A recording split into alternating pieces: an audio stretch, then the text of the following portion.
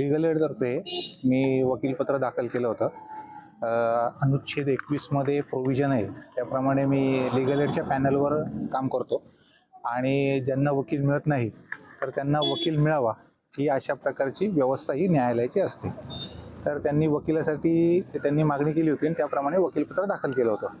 आज त्यांना 13 दिवस झाल्यानंतर 1 ते 11 आरोपी जे आहेत त्या 1 ते 11 आरोपींना याच्यामध्ये MCR झालेला आहे आणि जे बाकीचे आरोपी आहेत त्यांना पोलीस कस्टडीमध्ये आहे. किती जण आता पोलीस कस्टडीमध्ये असतात? आता एकूण 12 आणि 13 हे पोलीस कस्टडीमध्ये आहेत आणि बाकीचे जे आरोपी आहेत त्यांना MCR झालेला आहे.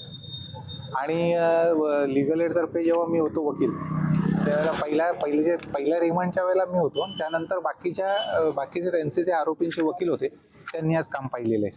म्हणजे आरोपी 5, 6, 7, 8, 9, 10 यांच्यासाठी त्यांनी वकील दिलेला आहे त्यांचा आणि त्यांनी ते काम पाहिलेलं आहे. बाकीच्यांनी त्यांनी त्यांचे वकील दिले नव्हते तोपर्यंत त्यांनी मला इथे ह्या मेहरबान न्यायालयामध्ये काम करण्याची संधी दिलेली आहे. या मेहरबान न्यायालयाने माझी नेमणूक केलेली आहे.